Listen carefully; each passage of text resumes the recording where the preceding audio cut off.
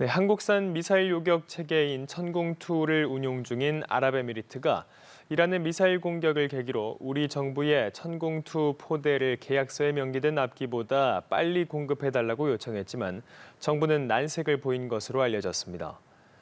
이에 UAE는 포대 조기 공급이 어렵다면 소진되고 있는 요격 미사일이라도 납기보다 빨리 공급해달라고 요청했고 우리 측은 가능한지 검토 중인 것으로 전해졌습니다.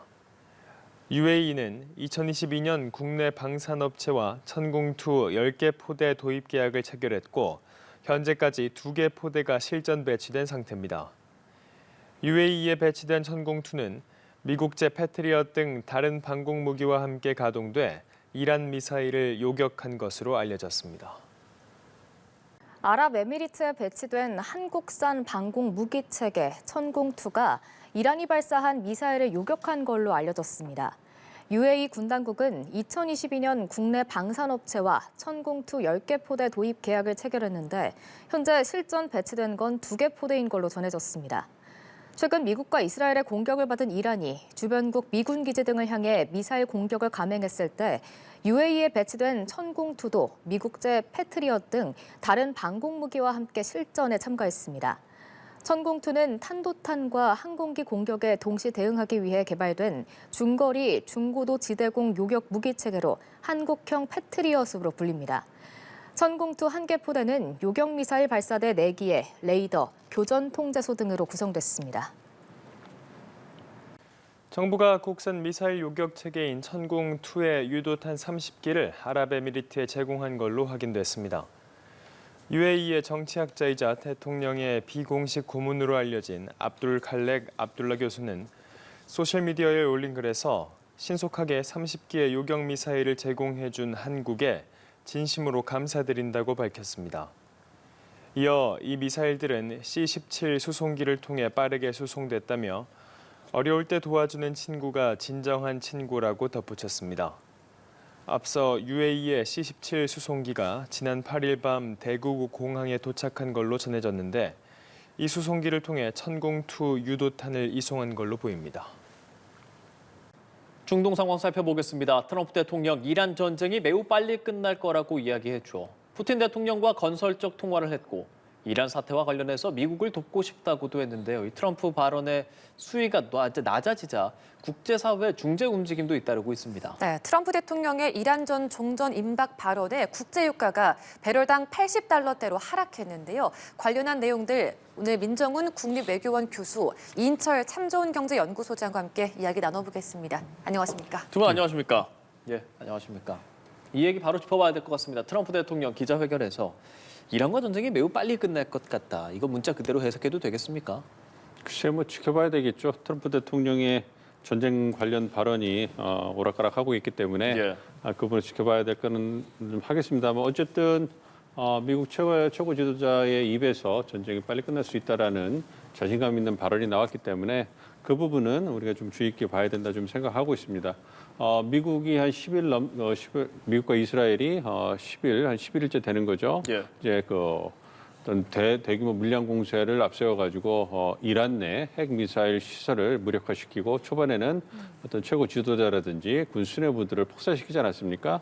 그런 부분을 본다면 트럼프 대통령과 트럼프 행정부가 목표로 하고 있는 전쟁의 어떤 그 종식의 시점이라든지 그 목표가 정확하게 무엇인지는 알리지 않았습니다만 네. 지금까지의 어떤 정보를 보면 어느 정도 이란의 수뇌부 그리고 핵 미사일 시설이 어느 정도 파괴가 되면 전쟁을 멈출 명분은 충분하지 않을까 좀 생각을 하고 있습니다.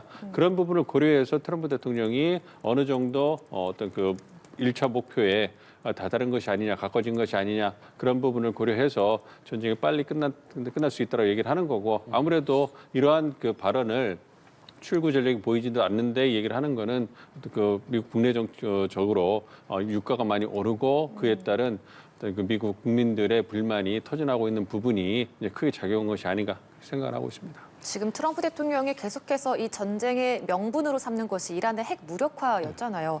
그렇다면 실제로 이란의 핵 개발이 위협적인 상황이었던 건 맞았습니까? 그렇지는 않은 것 같아요. 다들 추정의 영역이긴 합니다만 작년 6월에 10일 전쟁을 통해 가지고 핵시설을 무력화시킨다고 했는데 상당한 타격을 준 거는 사실인 것 같아요. 그럼에도 불구하고 완전히 기반 시설을 무력화시키지 못했기 때문에 작년 6월에 공습 이후에 이란이 핵 능력을 상당히 빠른 속도로 복원해 왔고 그런 부분에서 다시 이란이 핵 역량을 복구할 이러한 우려가 있다. 이 부분에 대해서는 어느 정도 신빙성이 있는데 그렇다고 하더라도 이란이 미국을 타격할 수 있는 핵무기를 갖고 있거나 실용했거나 그리고 그것을 실어날는 운반수단이라죠. 미사일, 장거리 미사일이 아직은 없기 때문에 그런 능력을 고려본다면 이란의 핵 능력이 미국을 즉각적으로 위협할 수 있는 그런 군사적 위협이 되기는 좀 어려운 측면이 있습니다. 그러니까 이거는 트럼프 대통령 입장에서는 이란을 공격하기 위한 그런 핵 능력 제거라는 것은 명분이 되긴 합니다만 실제적으로 어떤 그 즉각적인 위협이 미국에게 되지 않기 때문에 이 부분에서도 미국 내에서 많은 논란이 있었죠. 근데 이러한 논란은 이제 앞으로도 계속될 거라고 생각합니다. 그러면 이렇게 열흘 정도 지켜보시면서 트럼프 대통령이 이런 것들을 좀 노렸는가 보다 하시는 거 혹시 있으십니까? 그러니까 전쟁 관련돼서는 트럼프 대통령은 내세울 수 있는 가시성과가 필요하잖아요. 그래서 전쟁에 두 가지 목표가 있었다고 개인적으로 생각하는데 첫 번째가 말씀드린 것처럼 이란의 핵 미사일 능력을 완전히 무력화시키는 것. 두 번째는 체제 전복을 시키거나 혹은 미국의 입맛에 맞는 친미 성향의 정권이 들어오는 것 이 부분인데요. 두 개가 다 달성된다면 트럼프 대통령에게는 가장 좋겠지만 현 상황을 보면 1차 목표를 달성하는 것에 만족해야 되는 것이 아닌가 생각을 하고 있고 상황이 생각하는 것보다 녹록하지 않고 전쟁이 길어지고 있기 때문에 트럼프 대통령이 굉장히 조급할 거예요. 그렇기 때문에 말씀드린 1차 목표와 관련돼서 전쟁을 빠져나올 수 있는 즉 전쟁의 승리를 주장할 수 있는 어느 정도 요건이 마련되면 네. 이스라엘을 압박하면서 어떤 그 전쟁의 출구를 모색해 하지 않을까. 벌써 어떤 출구를 모색하기 위해서 중재 노력이 되고 있기 때문에 이란 입장에서 반대할 이유도 없거든요. 피해가 커지고 어쨌든 저항하는 입장이기 때문에 그런 부분을 본다면 우리가 생각한 것만큼 전쟁이 빨리 끝날 가능성도 배제할 수는 없다 이렇게 생각합니다. 예. 자, 우리가 지금 트럼프 대통령의 발언에 대해서 좀 의미를 짚어봤는데요. 이인철 소장님께서는 일단 이 발언이 나오고 나서 유가는 좀 떨어지는 듯한 모습입니다. 이 얘기 먼저 해주시죠. 맞습니다. 어제 아시아 시장에서 지금 서부텍사스산 중진류 그리고 이제 북해산 브렌트유가 장중 119달러를 찍었거든요. 야, 이게 지금 예. 전쟁 최악의 시나리오로 JP 모건이 장기화된다면 호르무즈 봉쇄가 장기화된다면 120에서 130달러 갈 수 있다라고 했는데 불과 전쟁 발발 열흘 만에 이 고점을 찍었습니다. 이 지옥문이 열린 셈인데요. 그나마 이제 G7이 소방수 역할을 톡톡히 하고 있습니다. 120달러에 근접한 국제 유가를 80달러대로 끌어내렸습니다. 물론 트럼프 대통령이 이 전쟁이 이제 마무리 단계에 있다라고 이제 언급을 했지만 G7의 경우에는 재무장관들이 비축유를 공동으로 방출할 수도 있다라고 이제 언급한 것이 크게 영향을 미치고 있는데요. 지금 G7 국가들이 보유하고 있는 전략적 비축유가 약 12억 배럴가량 됩니다. 전 세계가 열 이틀 정도 쓸 수 있는 분량인데 물론 당장에 이제 방출할 단계는 아니다라고 이제 언급을 하고 있습니다만 지금 시장에서 국제 유가가 급등하고 있는 건 재고가 없기 때문이 아니라 불안한 심리로 인한 사재기 현상 때문에 심리거든요. 그래서 투기 세력을 저지하겠다라는 이제 방패 역할을 단단히 한 셈인데 이런 긴박한 상황에서 푸틴 러시아 대통령의 전략적 행보도 굉장히 눈길을 끌고 있습니다. 사실은 지금 유럽으로 향하는 가스는 지금 잠갔어요. 그런데 트럼프 대통령한테 이란전 조기 종식을 제안하면서 에너지 협력의 카드를 꺼내들고 있습니다. 사실 트럼프도 인도에 한해서는 러시아산 원유를 한시적으로 좀 허용해주고 있는 상황이거든요.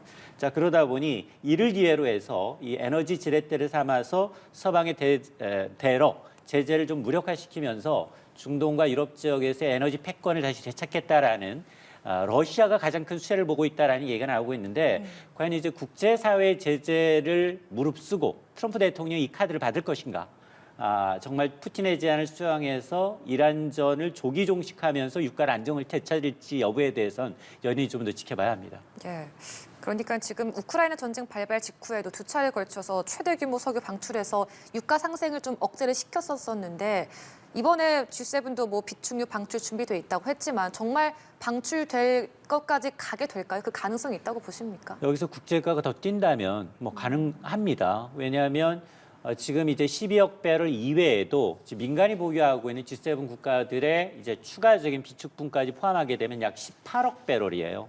18억 배럴이기 때문에 아마 지금 얘기 나오고 있는 건 미국을 포함해서 지금 주요국들, 사실은 가장 많은 전략적 비축유를 보유하고 있는 건 일본이에요. 일본이 4억 7천만 배럴 정도. 그리고 이제 미국은 7억 배럴의 이제 전략적 비축유에서 그게 좀 많이 빠졌어요.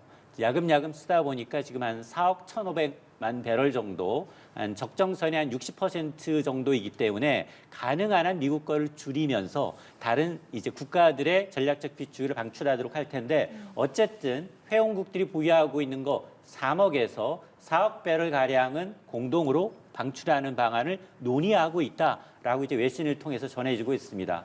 자, 이렇게 되게 되면 유가가 이제 특정 임계점을 좀 넘어섰다. 앞서서 우리가 최악의 시나리오 경우 120달러 얘기했는데 네. 다시 한번 이걸 또 넘어서게 되면 즉각적인 시장 개입이 이뤄질 수 있다라는 건데, 다만 이게 실제 방출하기보다도 이제 서로 서방 선진국들이 유가 급등을 억제하기 위해서 심리적인 안전장치를 마련했다라는 부분에 대해서 아마 이제 지금 국제 유가가 선물에서 거래되고 있는 거거든요. 예. 그러니까 이제 투기 세력이나 이런 데는 이제 안전장치로 작용할 가능성이 있는데, 만에 하나 전쟁이 확전됐다. 예. 그리고 이제 공급 차질이 더 커질 경우에는 아마 이제 전략적으로 비축유 방출 G7뿐만이 아니라 다른 국가들까지, OECD 국가들까지도 확전될 수도 있습니다. 예, 그러니까 유가가 이렇게 좀 부족하고 비축유 방출이 된다 이런 이야기 나오면서 공포 심리도 더 커지고 있는 상황인 것 같은데, 이럴 때 가장 큰 타격을 받는 게 아무래도 뭐 호르무즈 해협 통해서 전량을 다 수입을 해야 되는 남아시아 혹은 동남아시아 경우에는 그 타격이 더 심한데 사재기가 굉장히 심한 상황이라고 하더라고요. 맞습니다. 러우 전쟁 당시의 국제 유가의 최고점은 130달러에서 139달러대였거든요. 근데 이미 전쟁 발발 열흘 만에 120달러에 육박을 하고 있어요. 과거 경험을 통해서 최고가를 기록하는 건 2008, 9년 글로벌 금융위기 당시였어요. 당시 147달러까지 치솟은 적이 있습니다. 근데 문제는 뭐냐? 러우 전쟁의 경우에는 러시아산 수입 비중이 아시아가 그다지 높지가 않아요. 그런데 이번 전쟁은 중동발입니다. 그렇죠. 중동발, 호르무즈 해협에서 나오는 80%는 아시아로 향하고 있습니다. 한국, 일본, 대만, 중국이 가장 타격을 받게 되는데, 지금 호르무즈 해협이 봉쇄되면서 아시아는 그야말로 아비규환입니다. 예. 실제로 보니까 방글라데시에서는 연료 사재기가 극에 달해서 주유 도중 20대 남성이 살해당하는, 국제 유가 때문에, 휘발유 때문에 살인 사건이 발생을 하고 있고요. 그리고 이제 동남아는 주로 가보시게 되면 오토바이가 굉장히 최고의 맞아요. 이동 수단이에요. 많죠. 근데 여기도 지금 보니까 오토바이당 2리터만 이제 공급을 제한하는가 하면, 그러니까 연료 구입 상한제를 적용하고 있다는 예. 얘기고요. 베트남에서는 수입 관세를 즉각 제로로 철폐하면서 물량 확보, 사재기에 나서고 있고, 대부분이 이제 캄보디아나 파키스탄의 경우에는 사저기나 가격 조작의 경우에는 우리랑 비슷합니다.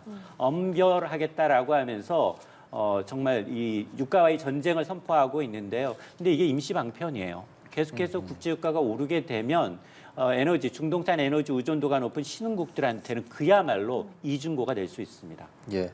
자, 이런 유가 호르무즈 해협을 막는 것이 이란의 굉장히 큰 압박 수단이라는 것을 부정할 수 없습니다. 그런데 또 트럼프 대통령은 이 호르무즈 해협의 선박들 현재 통과 중이고 장악하는 것도 생각 중이다. 이런 발언들을 내놨습니다.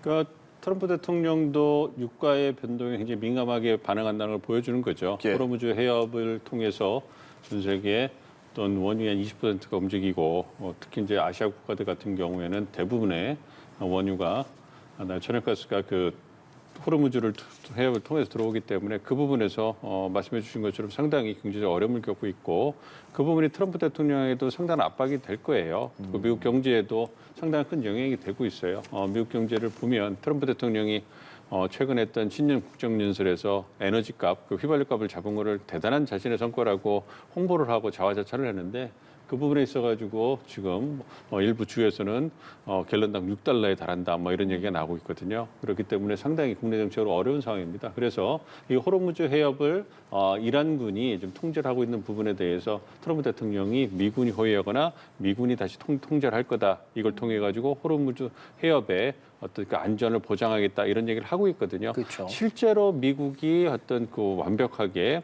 그 호르무즈 해협을 통제할 수 있을지는 잘 모르겠습니다. 쉽지 왜냐하면 않습니다. 쉽지 않습니다. 한 40km 바라고 있고 그다음에 어떤 정말로 혁명 수비대에서 어떤 선박에 대해서 미사일을 발사한다면 나라는 미사일을 다 막기는 어렵거든요. 뭐 그런 부분에서 그러한 불안 있는 상황에서 선박들이 어떤 해협을 갖다 통과한다 이건 쉽지 않거든요.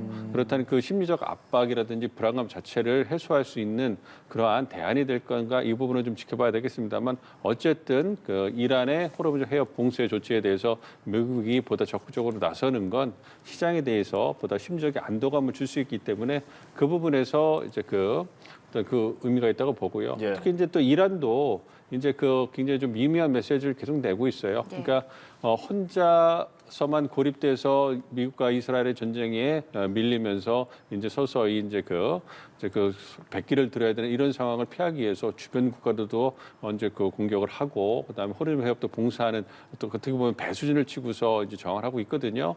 근데 이제 이게 상황이 지속이 되고 그리고 이제 G7 국가라든지 국제 유가가 이제 오르락내리락 하고 있습니다만 서서히 안정을 찾아가는 모습을 보이고 있거든요. 그렇게 되기 때문에 호르무즈 해협을 봉쇄하는 것의 유용성 그리고 전쟁이 어느 정도 지나갔기 때문에 어느 정도는 그 봉쇄 위협에 따른 어떤 그 심리적이나 어떤 군사적인 효과는 거둔 것이 아닌가 생각을 하고 있고 이란도 전쟁이 끝난 다음에 국제사회와 함께 살아가야 되는 그러한 국가가 아니겠습니까? 그렇죠. 그래서 전 세계를 호르무즈 해협 봉쇄 때문에 적으로 돌린다면 전쟁 이후에 이란의 행보도 굉장히 어렵기 때문에 이 부분에서 수위 조절을 좀 하는 것이 아닌가 생각합니다. 그래서 아무래도 이제 트럼프 대통령이 전쟁이 빨리 끝나고 다른 국가들이 중재 역할도 한다고 나서고 있기 때문에 그렇다면 이란도 대응 그 수위를 낮추면서 이제 그 출구를 모색해야 되거든요. 예. 그런 측면에서 어느 정도 어떤 그 미국과 이란의 합이 조금씩 맞아가는 것이 아닌가 좀 생각을 하고 있기 때문에 말씀드린 것처럼 미국이 호르무즈 해협을 얼마나 적극적으로 이제 호위할지는 지켜봐야 되겠습니다만 이란이 호르무즈 해협을 봉쇄하는 그런 강도라든지 실제 어떤 그 폭발을 해서 그 선박을 가라앉히는 이런 부분에 대해서는 수위가 점점 낮아지지 않을까 예상을 하고 있습니다. 그런데 지금 이란 측에서 나온 보도에 따르면 각국에서 미국이나 이스라엘 대사관 외교관 쫓아내면 호르무즈 해협 통과할 수 있게 하겠다 이렇게 말했는데 이건 또 어떻게 해석할 수 있나요? 이게 굉장히 그 정치적인 메시지잖아요. 그러니까 처음에는 그 호르무즈 해협을 절대 통과할 수 없다 강경하게 얘기하면서 배순을 치고 완전히 전 세계의 원유 그 물동량을 막으면서 자신의 어떤 입지를 좀 세웠다면 이제는 말씀드린 것처럼 어느 정도 이제 상황이 좀 나아진다고 판단하니까 조금씩 뒤로 빠지는 거 아닙니까? 근데 그냥 빠질 수는 없잖아요.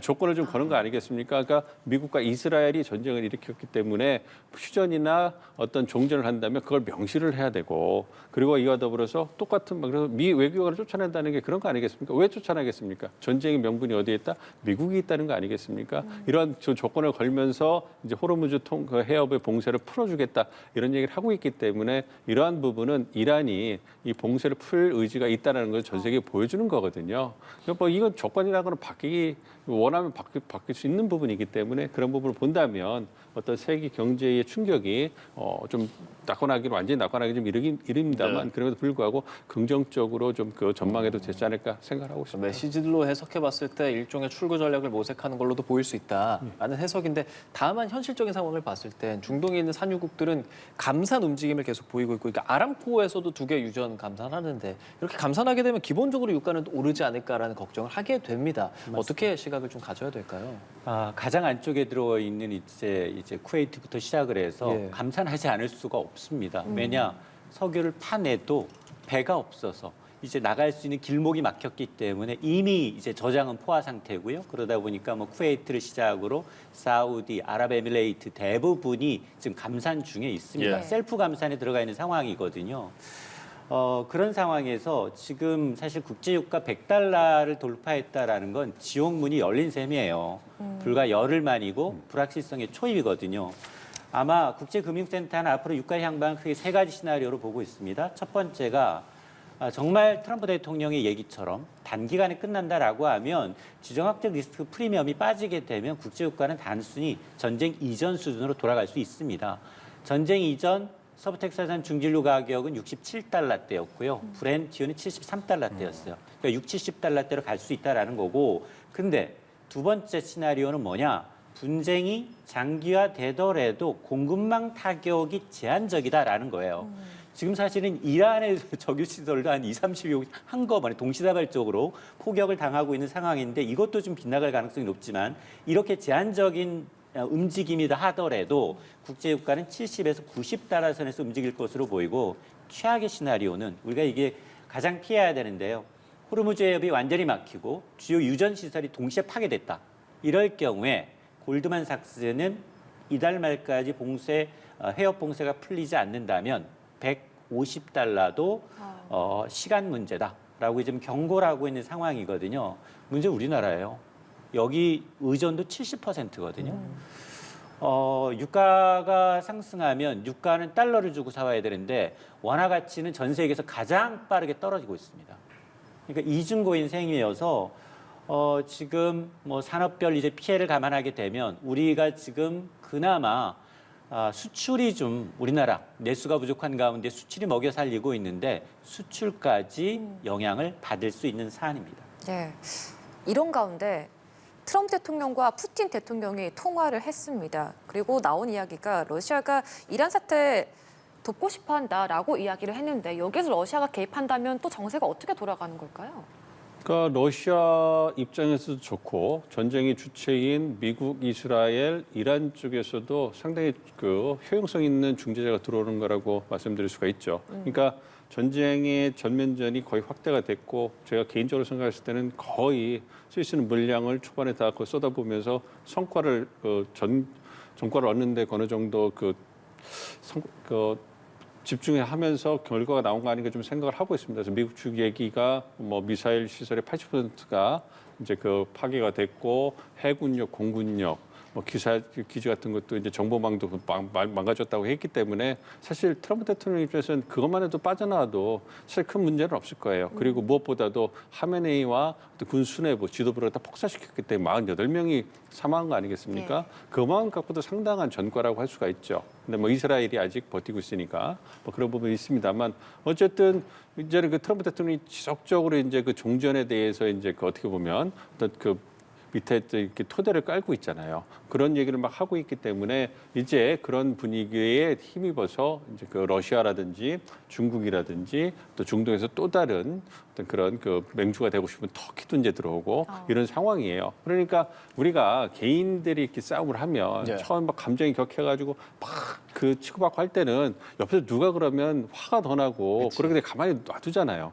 근데 이제 어느 정도 막 치고받고 하다 보면은 이제 좀 힘도 빠지고 감정도 아프고 이제 감정도 좀 떨어지다 보면 이제 옆에 쓱 쳐다본단 말이에요. 말려달라고. 누가 말려주면 이제 그걸 명분도 삼아서 빠져나오고 싶은데 전쟁이 이제 그런 국면으로 가고 있다고 생각해요. 근데 이제 그걸 누가 말려주느냐 생각했을 때 그래도 어떤 싸우는 주체들과 이해관계가 좋고 관계가 좋고 뭔가 좀 얘기 들었을 때 그래도 명분 있는 그런 쪽 어떤 게 좋잖아요.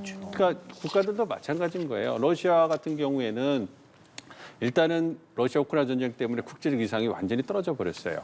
그런 상황에서 이제 이번 전쟁, 이 중동 전쟁에 대해서 중재를 하면 뭔가 러시아의 위상도 세우고 러시아가 그렇게 나쁜 국가는 아니다. 이런 부분에 대해서 위상을 세우고 푸틴 대통령이 전면에 쓸 거 아닙니까? 그럼 푸틴 대통령이 트럼프 대통령하고 관계도 좋고 네타냐후 총리하고도 관계가 좋아요.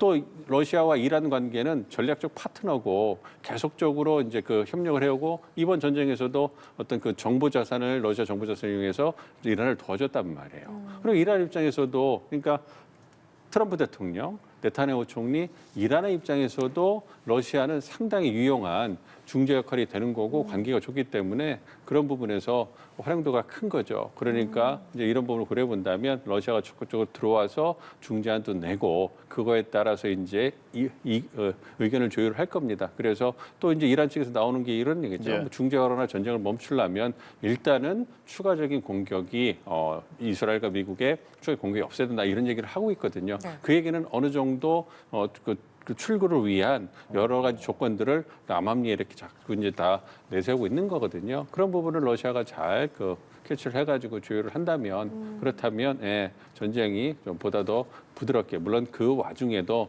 우발적 충돌이나 어떤 국지전은 불가피하겠습니다만 그럼에도 불구하고 전면전의 어떤 그런 확대는 좀 멈추고 이제 그 대화로 이제 좀 돌아설 수 있지 않을까 기대를 하고 있습니다. 이 러시아가 지금 유가와 관련해서도 트럼프 대통령이 러시아에 대해서 러시아 원유에 대해서 제재 해제하겠다라는 것을 시사한 바가 있는데 이건 또 어떻게 또 해석을 해야 되는 걸까요? 아마 이제 여러 가지 옵션 가운데 하나일 수 있습니다. 이미 러시아는 그동안은 사실은 국제사회 제재 때문에 마음대로 원유를 못 팔았잖아요. 헐값에 팔아왔는데 이 전쟁 발발을 계기로 프리미엄이 붙었어요. 북해산 브렌트보다 더 높은 가격에 지금 팔리고 있습니다. 사실 그 중동이 1등 맛집, 예를 들어서 뭐 성심당의 빵이라고 하면 빵 10,000개를 만들던 곳이 갑자기 물류 때문에 8,000개로 줄어든 거예요. 전 세계가 다 사재기를 하고 있습니다.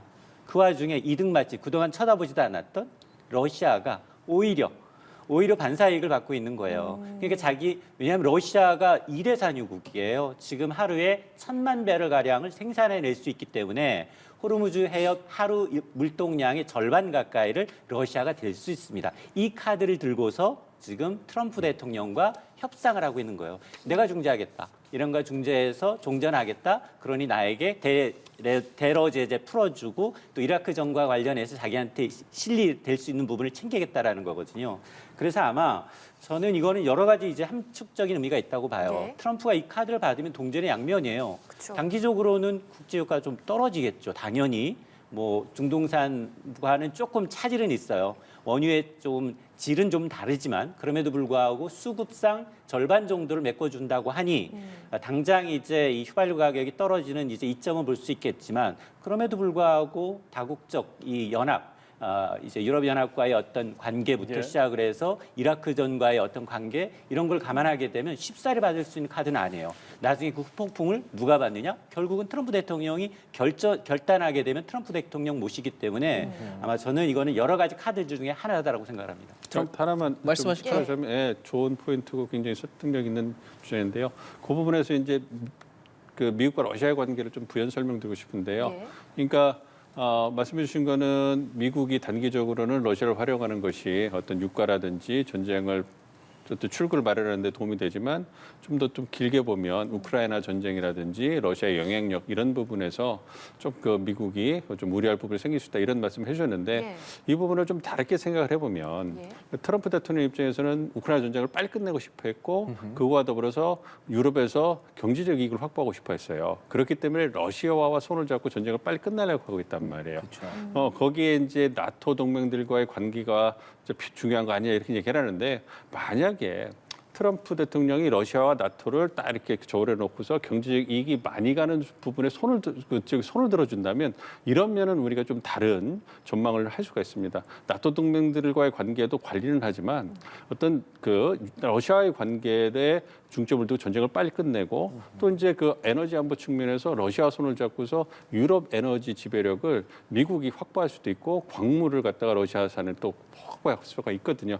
그렇다면 전통적인 워싱턴의 셈법에서 트럼프 대통령이 약간 벗어나서 미국 자신의 혹은 미국의 경제적 이익에 집중한다면 이렇다면 어떤 그 유럽 동맹들과의 관계 그에 따라서 러시아와의 관계를 갖다가 좀 저하하는 게 아니냐 이런 우려보다는 미국의 경제적 이익을 그것도 확대하는데 러시아가 좋은 파트너가 될 거야 이렇게 생각하고 나토와의 관계는 좀 관리하는 데 중점을 둔다면 그렇다면 말씀해 주신 우려도 어느 정도 트럼프 대통령 개인에게는 좀 사라질 수 있는 그런 국면이 있다.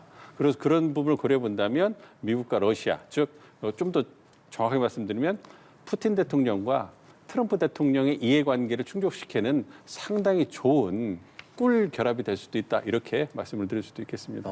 두 분과 또 이야기를 함께 좀 들어보니까 뭐 경제적 측면이나 정치적 측면에서 다양한 이해관계가 있다라는 생각이 듭니다. 이 부분 여쭤보고 싶은데 하나 더. 사실 미국과 이스라엘이 이란을 때렸고 하메네이를 축출하는 상황이었었잖아요. 그리고 나서 사실 이란은 이제 반격도 하고 그런 상황에서 모즈타바를 선출했단 말이죠. 그러면 미국에서는 누가 되든지 뭐 예를 들면 뭐 어떻게 할 수 있다라는 식의 얘기들을 했었는데 종전을 다시 얘기하는 이런 상황으로 간다면 이게 그러면 이 모즈타바에 대해서는 어느 정도 그냥 말만 하고 인정을 하는 건가? 아니면 정말 어떤 작전을 펼치게 될 것인가? 이런 부분에 대한 궁금증도 생겨요. 뭐 가능성은 다 열어놓고 봐야 되겠습니다만 뭐 좀 개인적으로 생각할 때 뭐 예. 제2의 참수 작전은 어려울 거라 생각을 하고 있어요. 그러니까 말씀드린 것처럼 미국 트럼프 행정부의 이번 전쟁의 목표가 1차가 핵미사일 전략 무력화하는 거고 두 번째가 체제 전복 예. 이었는데 2차 목표 쉽지 않을 거예요. 그러니까 1차 목표, 2차 목표 했을 때 트럼프 대통령은 1, 2차 다 얻고 싶지만 이란이 강하게 저항을 하고 있고 말씀하신 것처럼 무스타파 이제 하메네이를 차기 지도자 선정을 했잖아요. 그러니까 이란 내에도 이 그 차기 지도자에 대해서 완전히 신망이 있거나 어떤 그러한 합의가 있는 게 아님에도 불구하고 그 폭사로 인해 가지고 선택지가 많지 않고 그다음에 혁명수비대가 힘이 강한데 그 지지를 받고 혁명수비대의 이해관계를 충족시킬 사람이 그나마 무지타파였기 때문에 선택이 됐다고 생각을 하고 있습니다. 네. 그래서 이제 이란이 어떻게 반미 성향의 차기 지도자를 선정을 했기 때문에 이제 미국 입장에서는 뭐 제2 참수 작전을 할 가능성이 있습니다만 예. 이 참수 작전을 할 목표라든지 어떤 후폭풍이 어떤 그 참수 작전의 어떤 성공으로 얻을 수 있는 그 성과보다 훨씬 크다고 생각이 돼요. 이번에 하메네이를 제거하면서 충분히 전쟁을 하는데 상당히 어려움을 미국도 겪고 있지 않습니까? 국내 정치적으로 뭐 그런 상황에서 또다시 참수 작전을 지도자를 제거하기 위해서 한다. 그러면 이란의 강경한 저항의 불보도 뻔하잖아요. 그럼 이게 전면전은 아니더라도 테러와의 전쟁으로 들어가가지고 미국이 상당히 그러니까 이번 전쟁을 통해서 우려하는 것들이 뭐냐면 전문가가 한동안 안정됐던 테러와의 전쟁, 테러 전쟁이 다시 전 세계를 이제 공포에 빠지게 하는 거 아니냐 이런 우려거든요. 그럼 참수작전을 하면 힘이 상대로 약하고 이번 전쟁을 통해서 어느 정도 군사적 기반이 다 거의 무너진 이란으로서는 선택할 수 있는 옵션이 거의 테러전이거나 어떤 그 비정규전으로 들어갈 가능성이 크거든요. 과연 그것이 미국의 이익에 부합할 것이냐.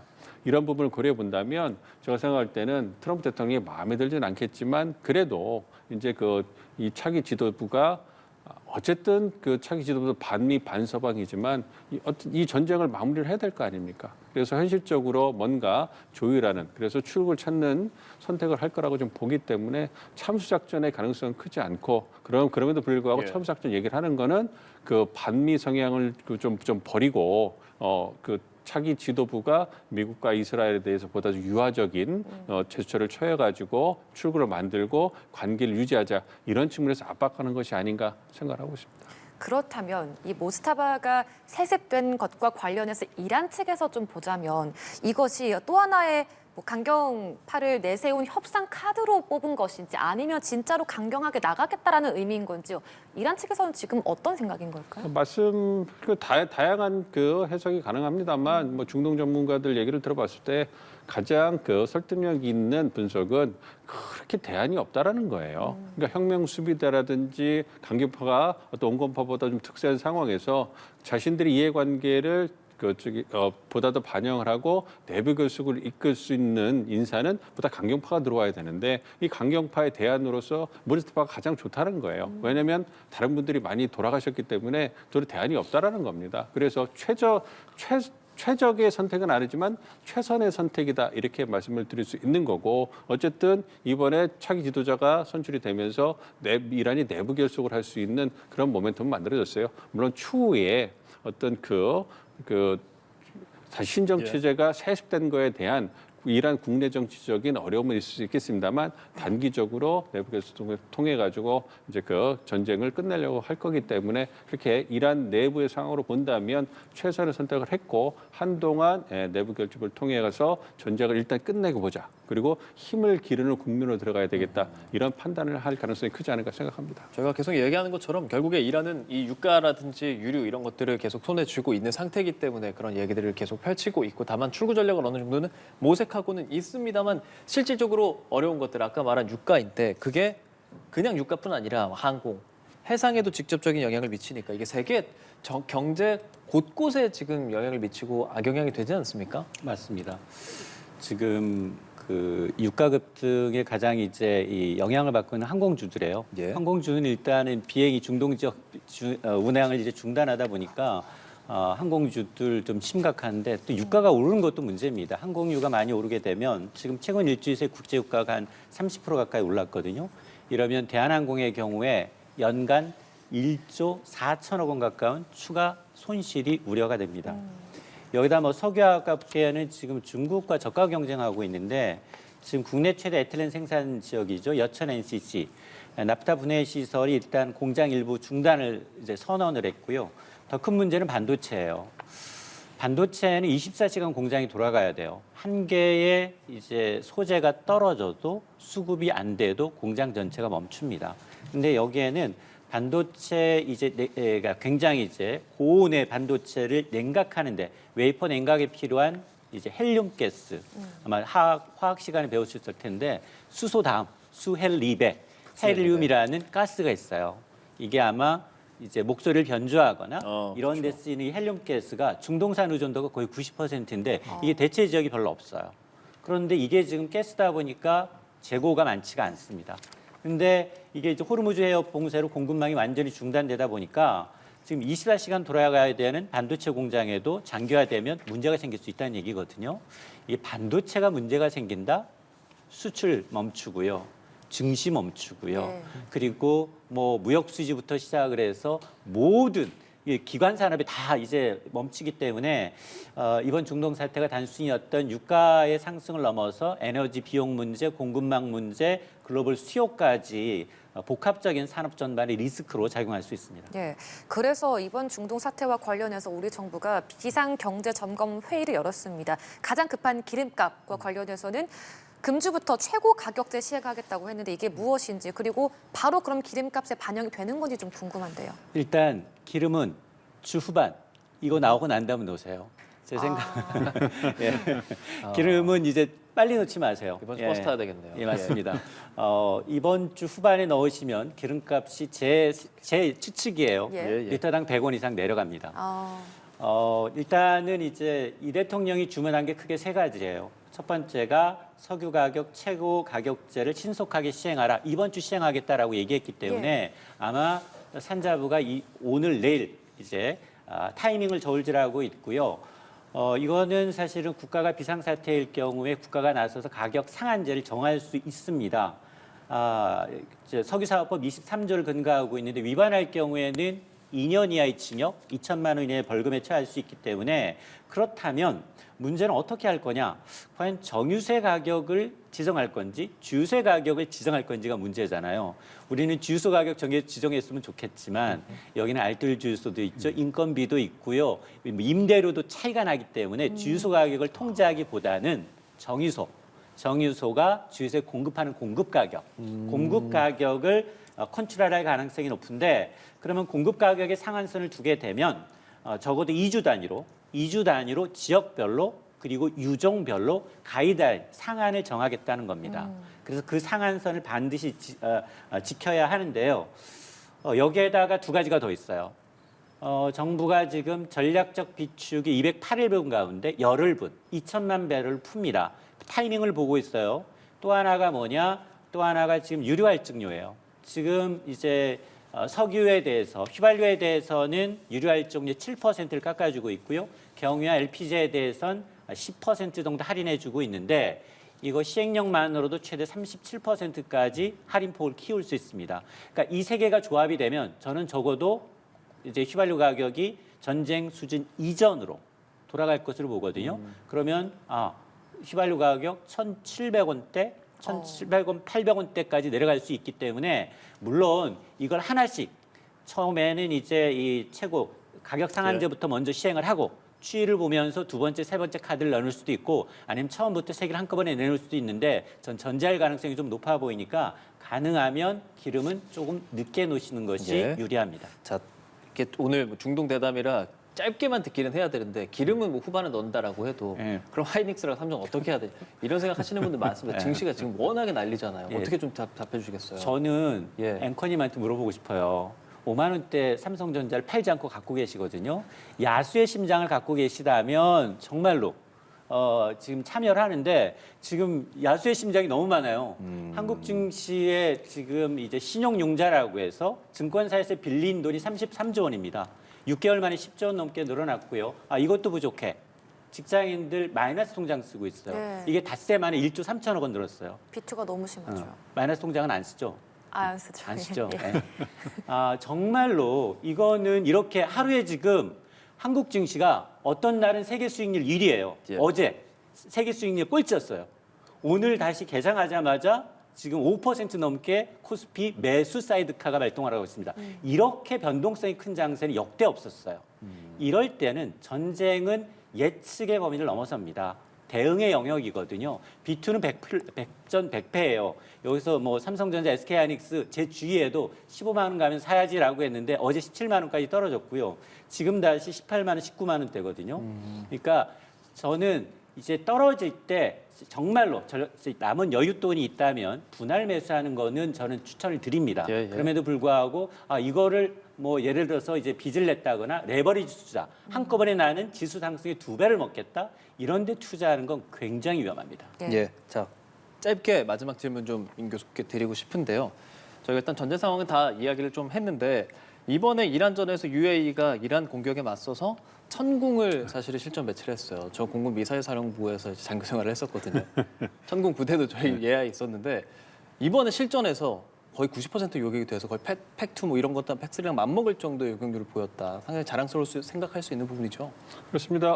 우리 방산, K방산의 어떤 그 위대함을 좀 보여준 거죠. 실질적으로 사실 뭐 21세기 전쟁이 이렇게 벌어질 거라 생각하기는 어려웠는데 예. 그래서 우리 방산 물자들이 얼마만큼 수출 효자가 될 것인가 이 부분에서 의심이 있었습니다만 우크라이나 전쟁이라든지 이번에 중동 전쟁, 하마스 전쟁을 통해 가지고 어떤 한국 K 방산의 어떤 그 가성비죠, 가성비와 효율성에 대해서 검증하는 역설적으로 그러한 계기가 됐다고 생각합니다. 그렇기 때문에 앞으로 K 방산의 어떤 수출길이라든지 수출의 영역이 중동뿐만 아니라 전 세계로 퍼져나갈 것 같고요. 그렇기 때문에 우리의 어떤 그 방산의 미래는 훨씬 더 밝은 것이 아닌가 생각하고 이걸 토대로 해서 이제 우리의 어떤 방산 역량도 한 단계 더 업그레이드될 수 있는 그러한 중요한 토대가 되지 않을까 기대를 하고 있습니다. 네, 알겠습니다. 오늘도 두 분과 함께 좀 이야기 짚어봤는데요. 민정훈 국립외교원 교수, 이인철 참좋은경제연구소장이었습니다. 두 분 말씀 고맙습니다. 고맙습니다. 조심히 가십시오. 네, 국산 전차가 폴란드로 처음 수출됐을 당시 한국 방산업계가 크게 주목을 받았는데요. 최근에는 대규모 2차 이행 계약 소식도 전해졌습니다. 국내 방산 기술이 어떤 강점으로 글로벌 시장을 두드리고 있는지 장한별 기자가 전해드립니다. 지난 2022년 폴란드 군비청과 국산 전차 K2 수출 계약을 맺은 현대로템은 올여름 9조 원 규모의 2차 이행 계약도 성사시켰습니다. 2차 계약 물량에는 폴란드형 K2 전차 64대가 포함됐는데 능동 방어 장치, 드론 제모 장치 등과 함께 폴란드 맞춤형 사양을 반영할 예정입니다.